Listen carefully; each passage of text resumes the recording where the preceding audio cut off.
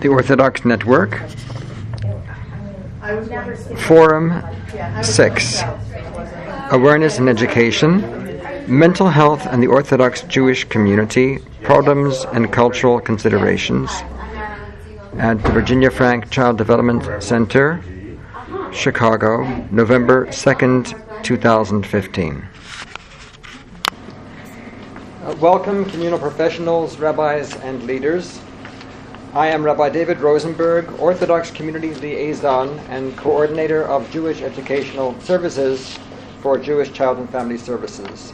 On behalf of the Orthodox Network and the Network's Forum Planning Group, I would like to welcome you to our 6th Forum, Awareness and Education, Mental Health and the Orthodox Jewish Community, Problems and Cultural Considerations. In previous forums, we have explored areas of current concern in working with Orthodox Jewish individuals and families: poverty, employment through the lifespan, healthy family relationships, the impacts of technology, and alcohol misuse.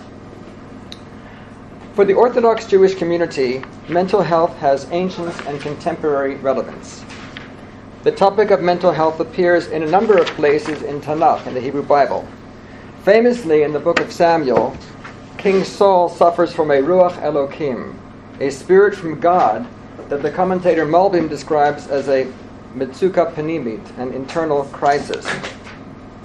The future King David is retained in part to provide a kind of biblical music therapy for Saul. David would take the lyre and play it. Saul would find relief and feel better, and the evil spirit would leave him. A contemporary reference to mental health comes in the cover article of the May 13th issue of Mishpacha magazine. Therapists everywhere. Do they really have what it takes to help you? A number of acknowledgments are in order. We thank our hosts, Joni Crowns, Director of the Virginia Frank Child Development Center, and the CDC team, and Joni is also part of our panel today, so thank you. Our presenters who have agreed to share their insights and experience: Sharon Torrey and the Continuous Quality Improvement Department of JCFS.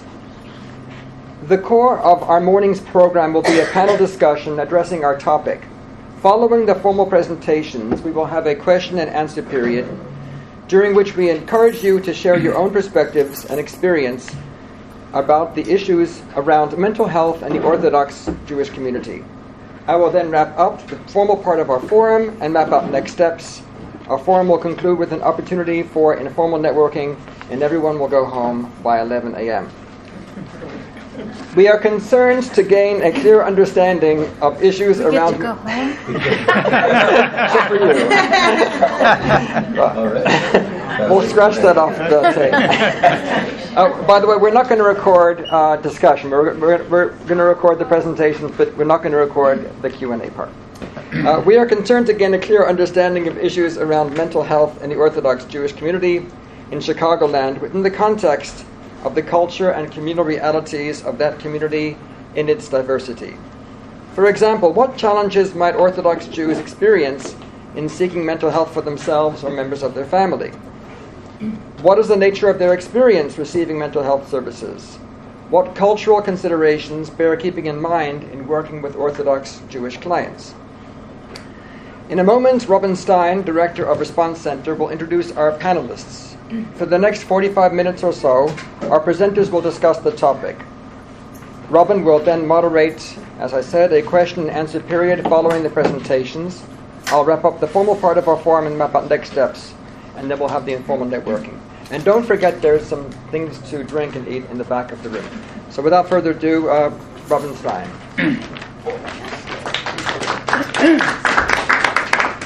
Good morning, everyone.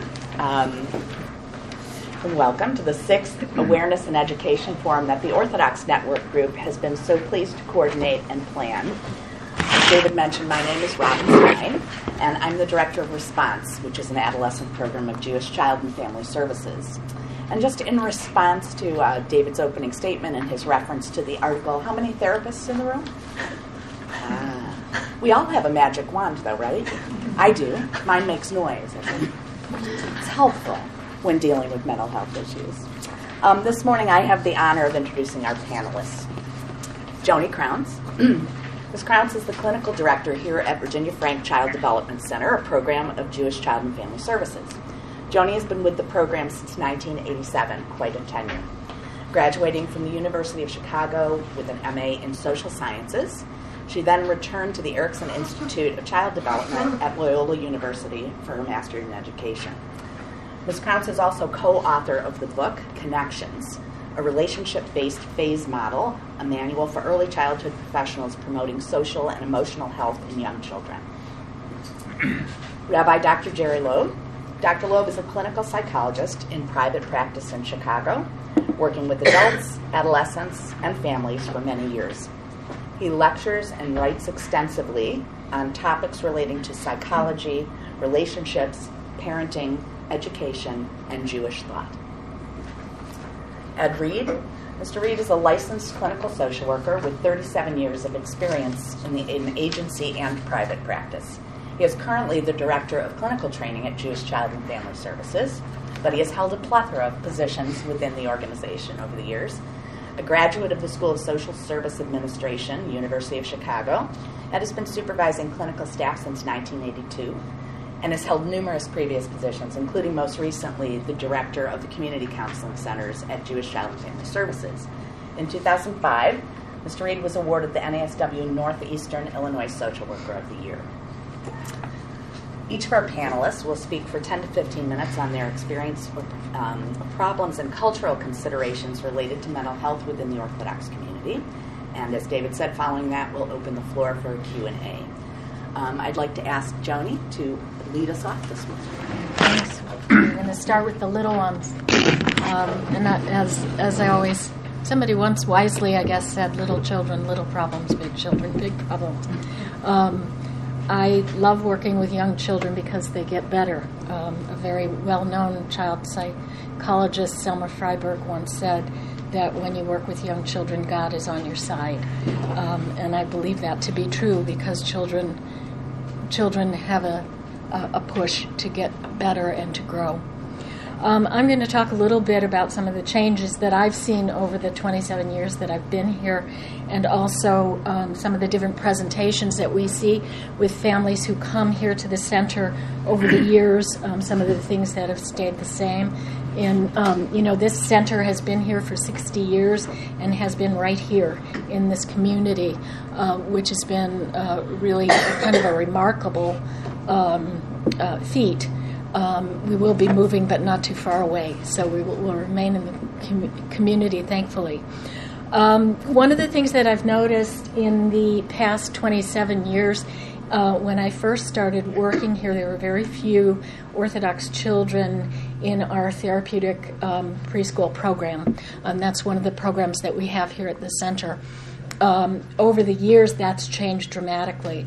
And I think one of the things that has happened is education and awareness, something that we really want to promote here today and with all of the forums that we present, in terms of what the Rebbeim know and have learned over the last 25, 27 years, and have made it a point to try to understand mental health in the same way that they understand physical health and well-being. And I do think there have been some remarkable changes, which has, I think, made it possible and made it easier for families to seek counseling services, to seek mental health services. One of the interesting statistics here is of our clientele in our counseling program and in our therapeutic nursery program, probably 75%, or at least 75% are Jewish. Of that 75%, 95% of that 75% are Orthodox and are in this neighborhood. So it's a very large amount of number of Orthodox families, and those families range in presentation and in observance, obviously, and who they're affiliated with. So there are Hasidic families, Lubavitch families, Aguda families, modern Orthodox families, really kind of a range. a broad range, which is, I think, really very lovely. The families who come here often come for counseling because there's one or more child in the family who is either disrupting the family, is aggressive, or has challenges eating, sleeping, or toileting. Often this is a 3 or a 4-year-old who gets identified, and it seems to come somewhere in, it might be the oldest child in the family, it could be one in the middle. We haven't done statistics on where you see most of the difficulty when families do come in. There are often disruptions at school which really push forward families to seek services, because if a child is disruptive or aggressive at school, that sets up a whole kind of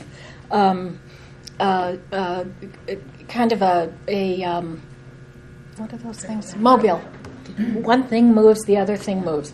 So the child gets kind of a reputation.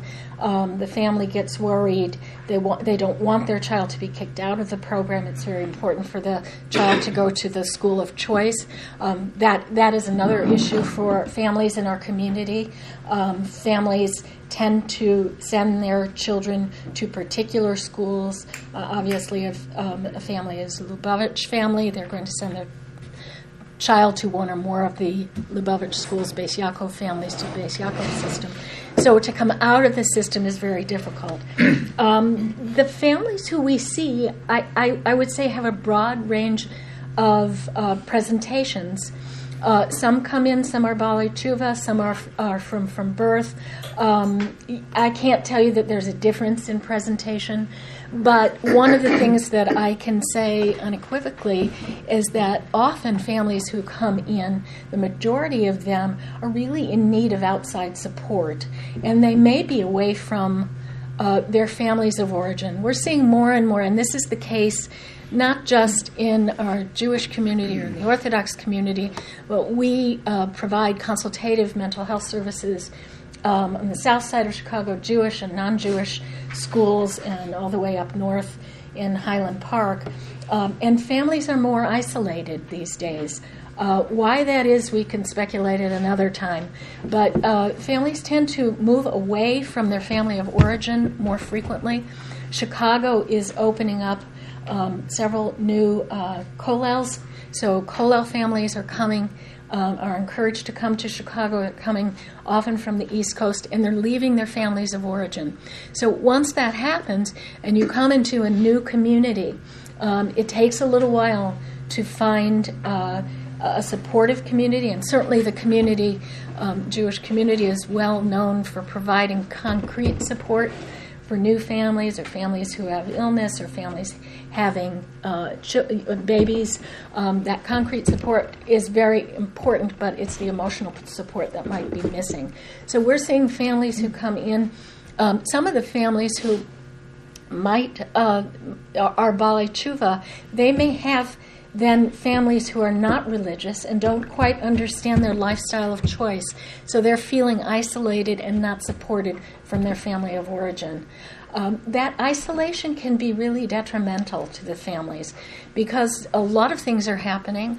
The lifestyle is full of all kinds of wonderful events that happen, but it means that parents are often out during the evenings, at weddings, at Sheva Brachot, all kinds of things, and they might not be at home. The children often have difficulty. The families might not have babysitters. The children may need to come.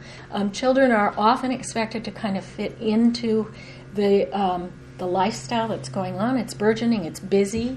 There are a lot of expectations for families, for both fathers and mothers, to really fit into the community that they're in. It can create a lot of pressure for families. So those are some of the issues that we see. I would say as well, the presentation of girls and boys that we see are very different in a lot of ways. And I think those of you in mental health are working with children will often see that more boys get identified, and certainly at schools, and I see we've got educators here and principals. Boys get identified, boys' behavior is often more aggressive. Girls' behavior is just as concerning to me because it usually is more withdrawn and the presentation is more of a depressed kind of presentation. And you need a really astute teacher to pick that up. But those are some of the girls and boys who we tend to see here in our programs, in our counseling programs, and in our therapeutic nursery program. The therapeutic nursery program is really for children who have, I hate to say failed, or the system has failed them. They've not been able to succeed in preschools for typically developing children. And this, for a variety of reasons, and it could be mental health issues in the family, it could be health issues, and it could just be that they've got some undiagnosed sensory integration issues. Whatever the case may be, our program really is designed to help those children go right back into their school. There are some times when we hear parents disparaging that their kids are not managing, that we want the kids to manage. And there might be 4 or 5 kids who are managing fine, and that 6th one just doesn't quite fit in. And that's when we'll often see parents. We had, this is a quote from one of our older clients who told her therapist here that when you're the first child, you get the whole mom and half a lollipop. When you're somewhere in the middle, you get half a mom and a whole lollipop. And I think that's incredibly astute. And certainly I think we hear we want that child to get more of the mom. But mothers and fathers are certainly stressed, and it's very difficult to give a lot of time to any one child when you have 4 or 5 or more. That's not to say that those families can't present and be completely wonderful families. Those families usually have support systems in play here. And again, we see many families in our get-together, which is a play group for parents, fathers and mothers, although we mostly get mothers, and we get some grandparents who come to play with staff in a very structured play group. It's a lovely group that's not designed as a therapeutic intervention, but just a support for parents. And we often see families of 8 children who are doing quite lovely. So it'd be interesting to kind of pull out some of the issues that are in play, that those families are doing well and other families really struggle. Sometimes when parents who are functioning just fine before they have children, some issues of the past can come back to haunt them in a way. There's a very famous article, Ghosts in the Nursery, also by Selma Freiberg, that talks about these issues, that when you have children, some of your unresolved issues from the past come in.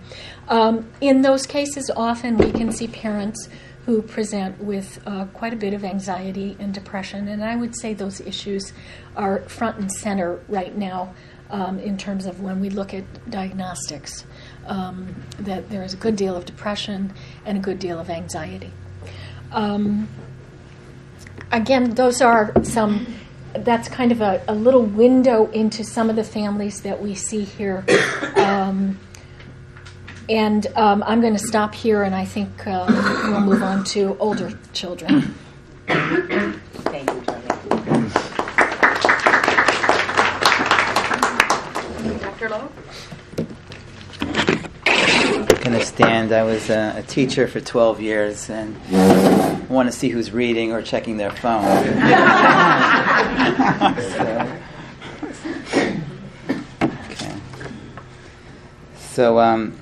So I was asked to speak about adolescence. I've been working with teenagers for close to 20 years in the community, and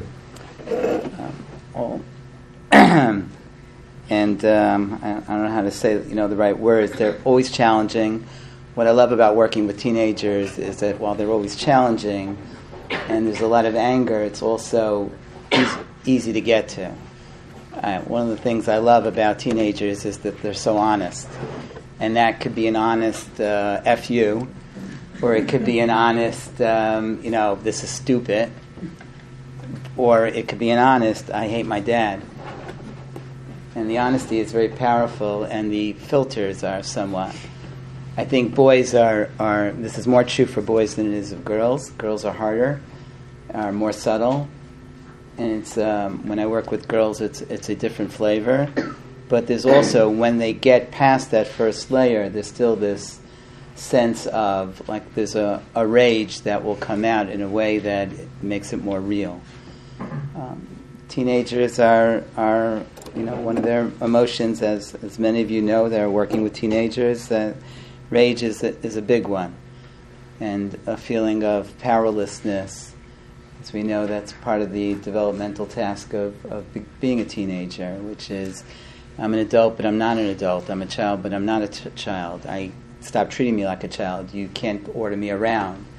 And I taught teenagers, because I taught in the Ida Crown for 12 years, and I taught teenage boys, I taught teenage girls in the classroom as well. And the idea of really discovering themselves is really quite wonderful to watch and be able to witness that and to be a part of the self-discovery process. In terms of what I see in my practice, it's like everything. There's a lot of different diagnoses. Probably the most common, as it is with all diagnoses, is depression and anxiety. I see a lot in depression in terms of kids that will shut down. They'll have a hard time talking in the session, or they'll talk a lot, but it'll be rage, or they'll be hiding behind the rage and not be able to get to the sadness that's really there. And then part of my job will be to be able to make my office a safe place where they can then be able to talk about their rage or get to their sadness that's there. Oppositional defiant disorder, ODD, is a big one, and I see it. It's, again, filled with anger and filled with, often these are victims of abuse in some way, so whether it's physical abuse or sexual abuse or emotional abuse. There's a great deal of rage that's in the room.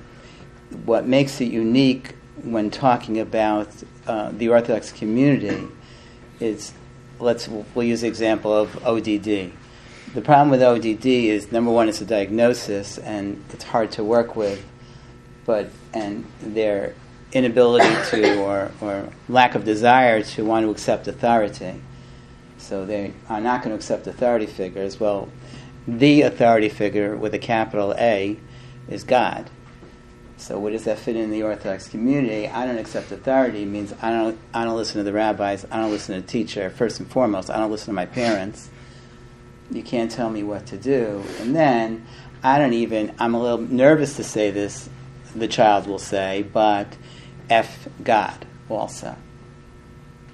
Because if there's a lot of anger, and I'll say, what did God do to you? And he said, haven't you been listening to me? I said, what do you mean? He said, he gave me the abusive parents. He gave me abusive teachers. So God's not going to get off the hook here.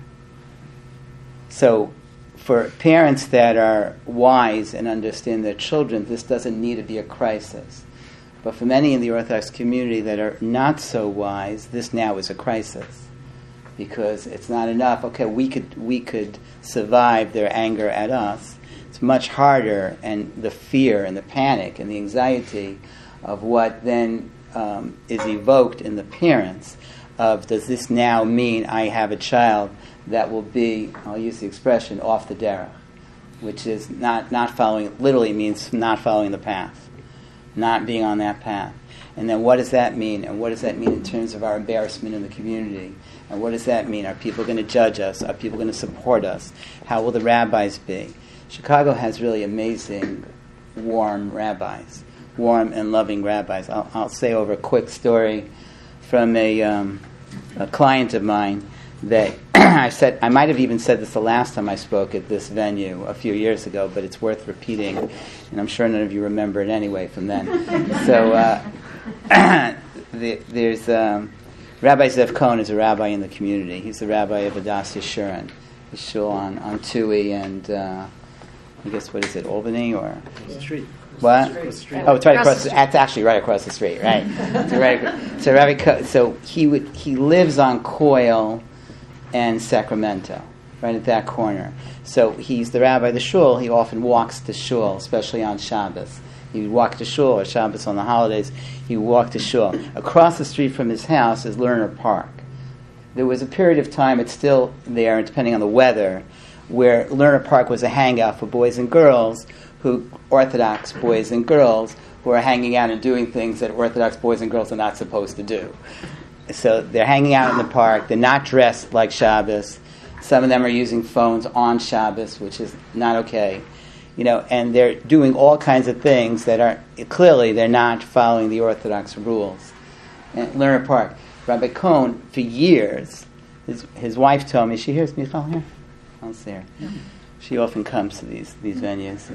Anyway, so every time he walks from his house to the shul, he crosses the street because Lerner Park's there, checks out to see if there are any boys and girls there. There often are. He'll walk right over to them, hug all the boys, say a warm, can't hug the girls, hug with his words and his eyes all the girls, meaning saying to each of them, good Shabbos, it's so good to see you. And it makes no difference how the girl's dressed. It makes no difference if they're doing something that is against halacha. At that time, they're holding hands. They're, whatever they're trying to do for shock value, he ignores that, gives them a warm smile. One of the boys from that group was a client of mine. He came over to me and said, if every rabbi in the city would be like Rabbi Cohen, we would all be Orthodox. He said, it's not a question. The love is overwhelming. He says it annoys us because we want to be angry at him and we can't. So, the idea of warmth from a rabbi, warmth from support. Let me just add one or two things before I stop. Personality disorders are often sometimes there. Sometimes they go together with ODD, whether it's borderline personality disorder or narcissistic personality disorder. These are some of the diagnoses that I see in the community.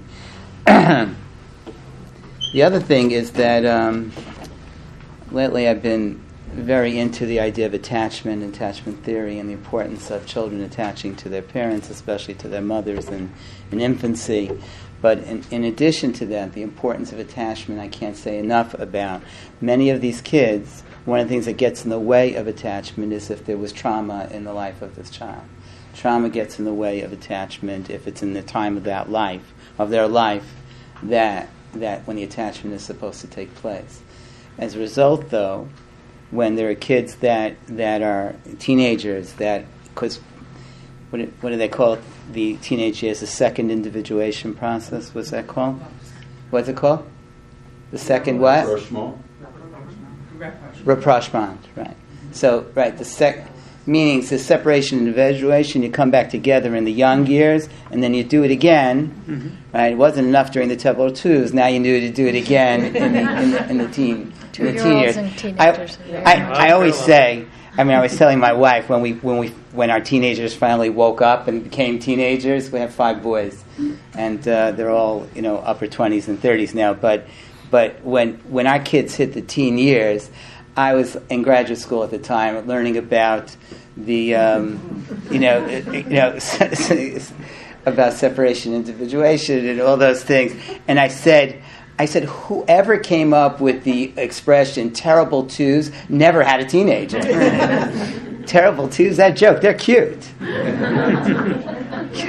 It's like Dennis the Menace. Okay, so you'll carry them. It shows how old I am. Dennis the Menace, right?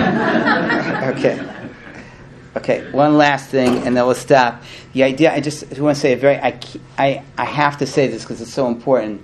The idea of addictions in the teenage community cannot be ignored. So there's the regular classic addictions, which starts with alcohol. I met a boy, I think I said this a different time, I met a boy who told me, I said, when did you start your addictions with alcohol and drugs? He said, when I was 8 years old at my parents' Shabbos table, I had a whole bottle of wine with every meal. 3 times on a Shabbos. Means he polished off 3 bottles of wine. I said, where were your parents? He says, where they always are. Nowhere. Nowhere. They don't know what's going on. They didn't know what was going on. He says from that he graduated to pot. From pot he graduated to cocaine. From cocaine he went to... When I met him, he was a heroin addict. I didn't think he was going to live, but I don't take credit for it. He eventually got into a rehab. Maybe I get a little credit for pushing the rehab. But the idea, the addictions, and the number one, probably fastest growing addiction for our teens today, you tell me, what's the fastest growing addiction? Pornography. Technology, and then with a special emphasis on pornography, especially for boys. And not especially, for boys. I don't think the pornography is the same thing for girls. It doesn't have the same meaning for girls. So it just, now let's take that. It's such a powerful growing addiction because it's so easy. Right? It used to be if a man wanted to buy a inappropriate magazine, a pornographic magazine, he'd have to stand in a candy store while other people saw what he's buying and then be embarrassed from it. You have a smartphone, privacy of your home. It's easy, it's very exciting, it's enjoyable, it has all the elements of an addiction, and added from an Orthodox perspective, it has a piece which actually makes addiction stronger, and that's the shame piece. So there's a shame which is a part of the cycle of addiction as well. And the shame for a frum kid, for an Orthodox kid, to be doing pornography in the privacy of his own room fills him with pain. I'll end with this idea. I often see teenage boys. The first time I'll see the teenage boys, very often, and in their first session, they will start sobbing or crying as soon as they sit on my. I don't even know why. It's not like I've said anything. They're just there. But all of a sudden, like, tears will come, a little bit of sometimes sobbing, sometimes just plain tears in their eyes. And 9 out of 10 times it's this. The frummer the kid, the more ultra-Orthodox the child is, the more the pain is. The more the guilt, the more the shame, the more the sense of my parents would be mad at me. More than that, God hates me. God hates me because of the pornography and the masturbation that it leads to. So the addiction, we should say masturbation becomes an addiction too for teenage boys. The difference between Orthodox and non-Orthodox is in the non-Orthodox world, it's just considered a stage of life. You masturbate, that's normal for boys to do, and actually normal for girls to do as well. So it's not, there's no shame piece to it. As a result, the addiction is not as powerful either. Because the shame is a part of the cycle. You take the shame out. The Orthodox kids are very ashamed. Very ashamed, especially the boys, because the boys are the ones who have the halakha issue more than the girls. Okay, I'll stop here. Okay.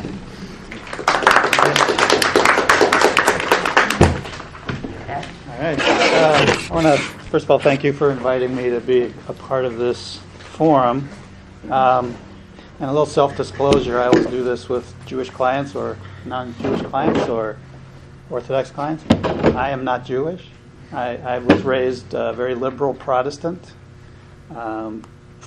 pretty far out there, so liberal Protestant that it was close to the Quakers and the Unitarians. So that's my background.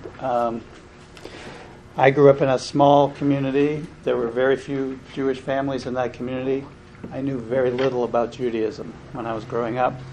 I think my first exposure to Judaism was taking in our Sunday school class, we took a kind of comparative world religion kind of class. And that was my first exposure to Jewish thought. Next probably was studying and reading from the Old Testament. We called it the Old Testament. So that was my other exposure, but very little until I arrived in the Chicago area. Actually, I had some friends who were Jewish in college, friends who were Jewish in graduate school. Some of your best friends. Some of my best friends. That's right. But so I just wanted to do that disclosure because I think it's important that we kind of know who we are, and I always do that with clients when I first meet them. So let me connected to that. Let me give you a little brief story. It's just I thought it's a humorous story looking back on it, but kind of give you an example of how clueless I was about the Orthodox community. So I came to the Chicago area. I was living in Hyde Park. Then I finished graduate school, and I was living in Lakeview. I started working actually at the Response Center and Jewish Family Service. I was attracted to this agency because they had such a strong focus on family work, and that was my primary interest, and it still is to this day. But Response was located at the time at Birchwood and Western Avenue. And after work, I was visiting a colleague of mine at their home in Rogers Park, and it was sort of evening. I forget what day it was, but it was October. It was certainly around Sukkot. I was just walking back to my car from their house, and just walking down the street, West Rogers Park, and someone comes running out of their house.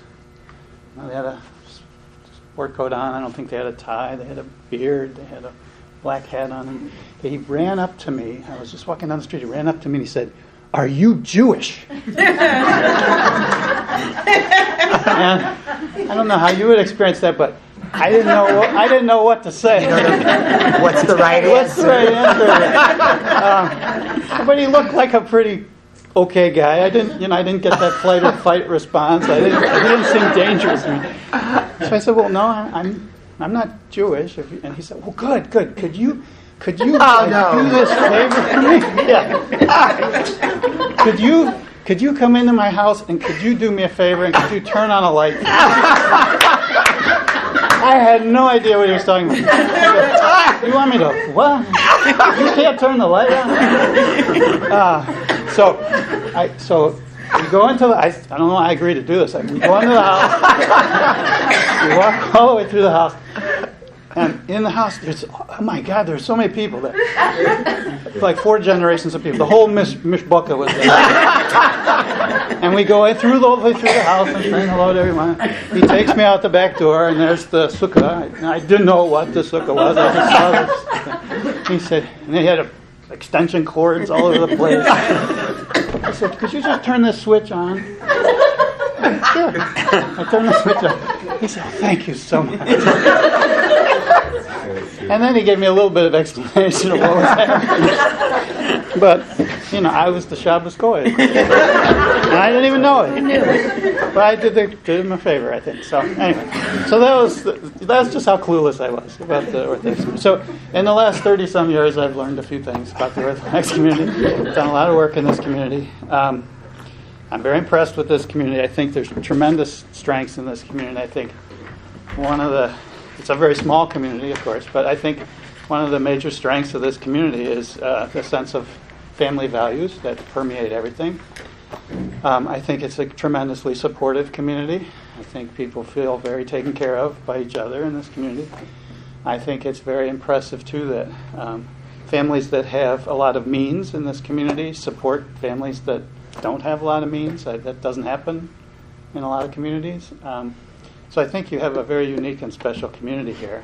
And all of that, I think, comes from your religious tradition. And it's a very powerful one. So I've been asked to talk about a few things that I'm not an expert on. But I've been asked to talk about resistances. What goes into people being resistant to seeking help for themselves, particularly mental health services?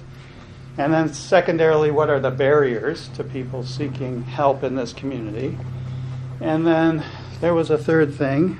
What are successful approaches in working with individuals or families from the Orthodox community, particularly from the perspective of someone who's not Jewish or not Orthodox? Okay?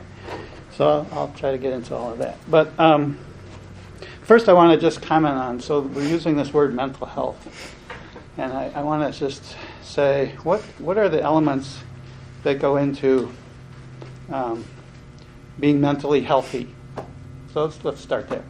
And I've done a little research on this. I've read all the articles, the pop psychology books, and I boiled it down to 5 really, really simple things. And these 5 simple things you heard growing up, you all heard from your mothers. So I put this little list together. I want to give some credit to Debbie Kardash, who had some of these ideas. They're very simple ideas. Okay. First, to get plenty of sleep. Sleep is really important to mental health. Eat a balanced nutritional diet. Very important. You need fuel to keep going. You know you're talking to Jews? Yeah, I know. Very important. Make That's sure a huge that value. you're proud you were talking Right. I don't know if you know about Cholent. Right. We can talk after about Yeah. it. The third thing, really important, make positive social connections. These are really simple, right? And then get some exercise. Get exercise helps you feel good. Fights depression. Does all kinds of great things for you. And for fifth, I think most importantly, is develop the ability to become aware of your emotions, and most importantly, become proficient at regulating your emotions. And you do those 5 things, you'll be on your way to positive mental health. I think all the experts agree with that. Your mothers agree with that.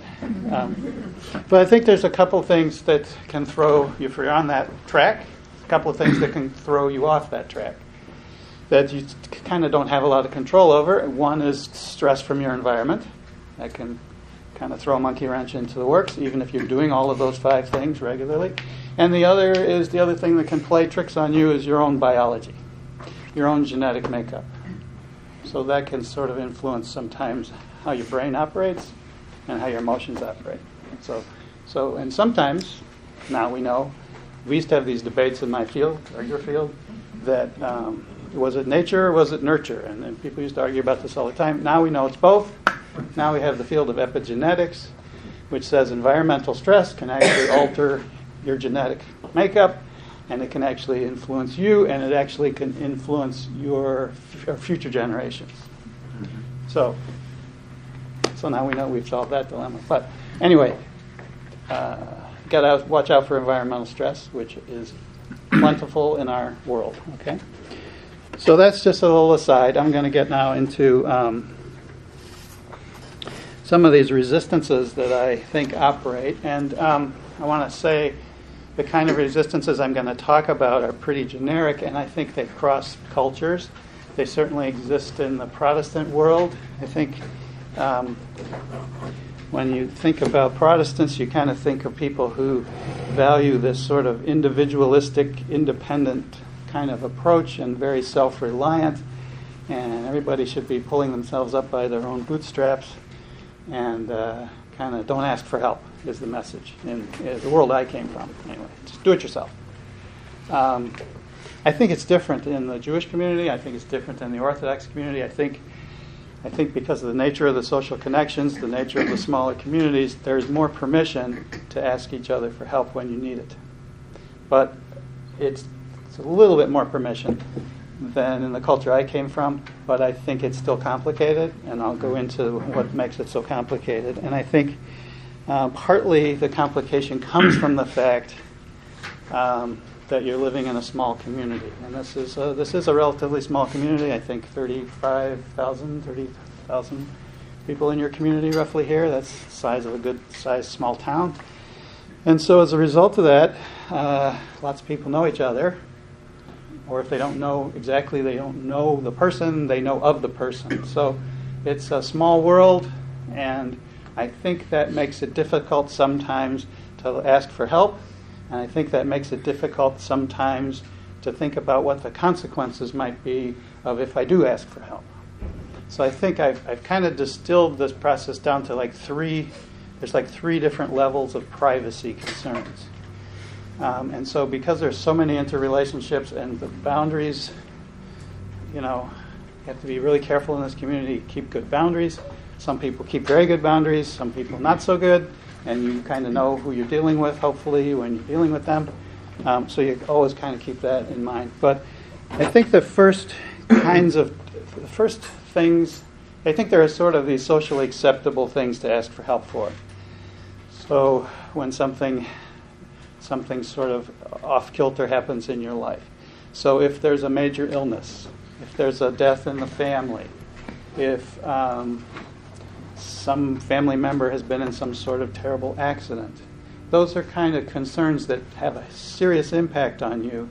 can lead to mental health concerns, don't necessarily always, but they're the kind of things that there's a little more permission to talk about. And it's a little more okay to ask for help. And there are actually sort of socially and religiously prescribed rituals to help people. Shiva is certainly an example of that. So those are sort of, when sort of bad things happen to you, it's okay to talk about some of those things. Then there's kind of another level of private concerns that people have a little trouble talking about. And those are more things like,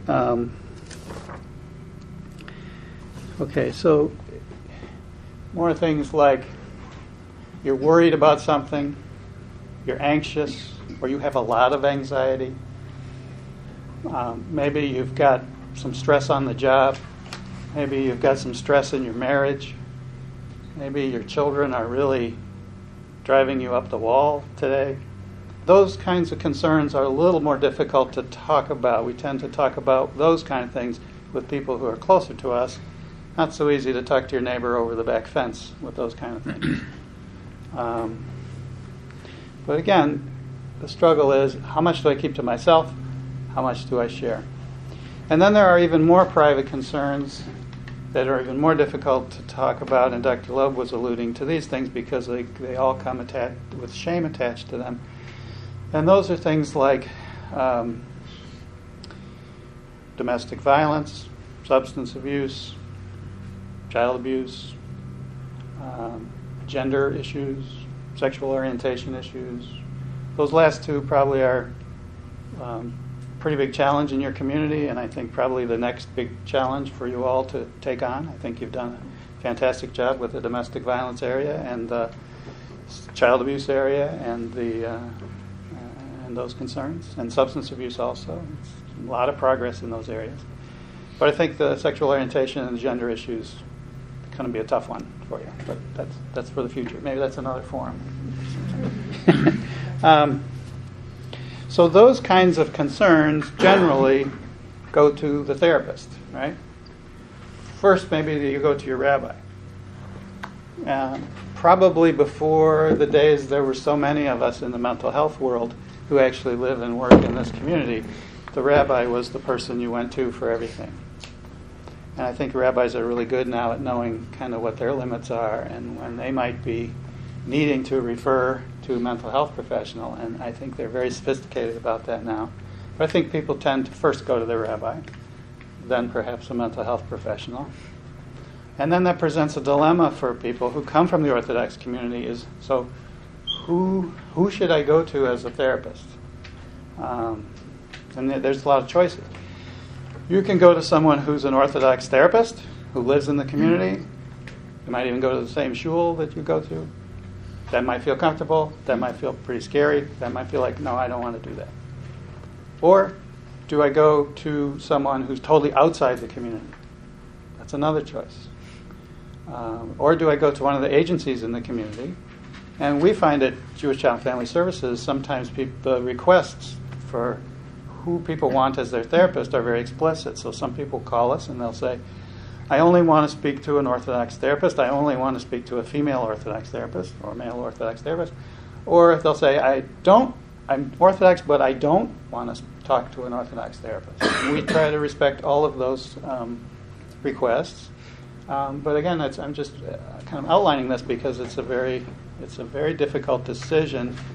And sometimes I think people can get overwhelmed with those decisions, and sometimes they can actually get immobilized and then not seek help. And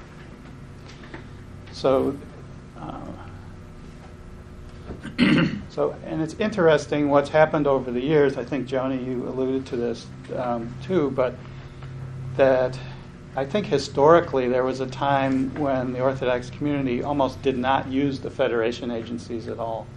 That the Federation agencies were really perceived as the outside community. They weren't seen as a source of help. I think that's changed dramatically probably in the last 40 years.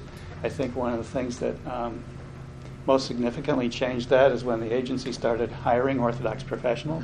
I think that's really made the difference. But there was a time, I think, I used to work for the old JCB, the Jewish Children's Bureau, and I think there was a time historically where that agency was perceived as sort of the Jewish DCFS. That if you came to Jewish Children's Bureau, somebody might take your kids away from you. And I'm really talking about a long time ago, and that's really shifted dramatically in the last few years. But I think again, that shift has happened because there were so many Orthodox therapists. There are now so many Orthodox therapists in this community. I think that's a very positive thing. You're all evidence of that fact right here. So I think that in itself has done a lot to promote mental health within the community as well. And I think there are barriers, certainly, still, that exist. Let me talk about some of the specific barriers that I've identified, and in our discussion you probably have thought about a lot more of them than I have. But I think the first one, I think, is kind of we talked about the resistances, the hesitancy, that shame that operates. Now we're talking about real sort of barriers, what gets in the way of somebody getting into some sort of helping relationship with a mental health professional. And the first one I thought of was what I'll call role stress. And my perception is people in this community are so busy and they have so many multiple roles that they're so busy taking care of other people that there's very little time to think about oneself or even take care of oneself. So people are working multiple jobs. People, of course, have very large families. They have multiple roles in the community. Demands on their time are tremendous. I've had clients tell me that they go shopping at the Jewel at 3 a.m. because that's really the only time they can go when everybody in their family is asleep. And that connects back to that little principle of mental health we talked about sleep. If you're shopping at the Jewel at 3 a.m, you're not getting very much sleep. And that's going to affect your ability then to take care of the people you're also taking care of. So sometimes the sense of I'm doing so much, I don't have time to stop, and I don't have time to go to therapy. I think that can be a barrier to some people. And that's just giving themselves permission that they have to take a minute and take care of themselves. I think that's huge. So that's what I would call role stress. The other real barrier that operates, and we see it all the time in our agency, is scheduling. Very practical thing. But particularly if you're trying to engage a family, and the kids are in day school and they're in school till 5:30 in the evening, and then they've got things happening after school, and then everybody's doing things in the morning. And when do you have time in the day or the evening or the weekend to come in for therapy? And as a family therapist, it's always a challenge with larger families, of course, to kind of get everybody on the same schedule to agree on it one time per week that they could come and see us. So that's another real, I think, barrier that operates. And sometimes you have to be pretty creative about doing that, and sometimes seeing people in smaller groups or subsystems or different points of time in the day. And then another third obvious one in terms of barriers is the cost of therapy. As we all know, mental health treatment is not cheap anymore. Never really was, but unless one has really good insurance, there's a portion of that often one pays oneself, and that also can be a barrier. Certainly when people are paying tuition in day schools, they're keeping their van going, and that's breaking down every month or two, and then there's medical bills that come in. So how do you find the funds? Give yourself permission, how do you find the time, and then how do you pay for the therapy once you think you need it? So those, I think, are some real barriers. Again, some of those not just in the Orthodox community, but I think they're heightened in this community. Okay?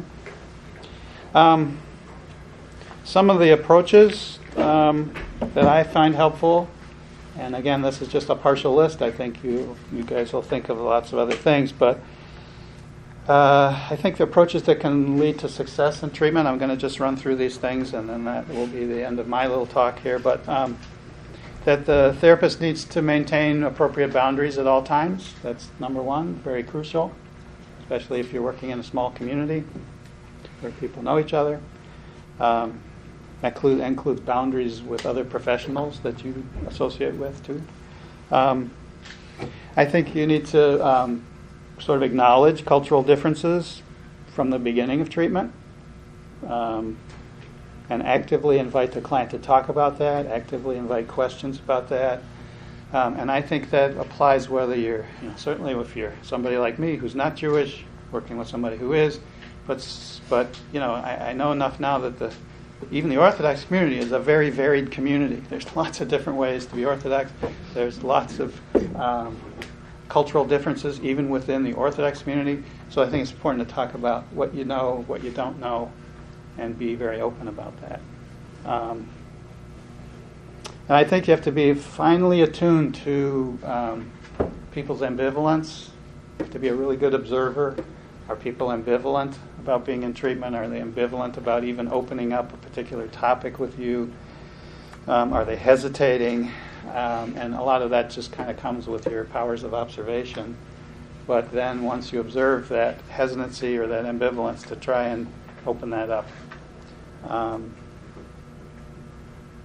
And I think that also connects to what Dr. Loeb was saying about shame, to be sensitive that people are very ashamed often about what they're about to tell you, and they're also very concerned about what you're going to think about what they're telling you, and are you going to judge them?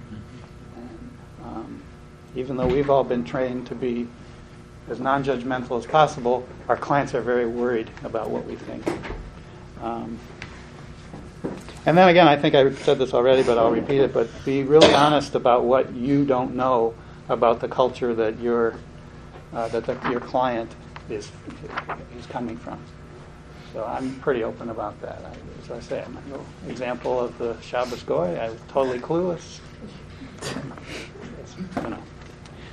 There's lots I don't know. I think the other thing that an approach that helps when you're trying to engage families. Often the families that come to us, they do two things. First, they want, particularly families from this community, they're really wanting concrete behavioral solutions to the problems that they're faced with, because those problems they've been living with for a long time before they came to you, and they want some results pretty fast. And so I think sometimes we as therapists get caught up not so much in the concrete or the behavioral, and we sometimes miss the boat because we're caught up in our own brilliant understandings of their underlying dynamics, and we're wanting to get to all that, and they're just in a different place than we are, and I think we have to be aware of that and really respect that, and really start with the concrete issue that's being brought into treatment. So don't get too fancy too fast, and be humble. I also think it's not uncommon for clients in this community to, particularly in larger families, to want us to engage them all in individual therapy at the same time. That there's probably not a lot of information out there about what the value of family therapy can be, and there's the wish that each person gets their own therapist. And if you just do the math, if we did that with every family that came to us, we'd quickly run out of therapists. So sometimes we have to sort of take a moment and explain to people who are coming into us that we can't do exactly what they're wanting us to do with every member of the family, and that we're going to try and see people in groups, smaller groups of family members, or the whole family together. And we're trying to understand then, at the beginning, what's happening with everybody. Down the road, we may end up with people in individual treatment, but it won't be everyone in the family. Okay. And I think, again, with family work, it's a good strategy. When I was trained in the early days of family treatment, there was tremendous pressure to get the whole family in, all at the same time, right at the beginning. And I think that doesn't work so good in this community. And I think the first little subgroup you need to start with are the parents who are coming in, and to try and understand what's troubling them, what their concerns are, what their challenges are with managing their large family. And I think that you can gain a lot of ground if you help the parents. You can also help the whole family. So I'll just stop there, and again, you guys will have probably lots more ideas than that. Okay.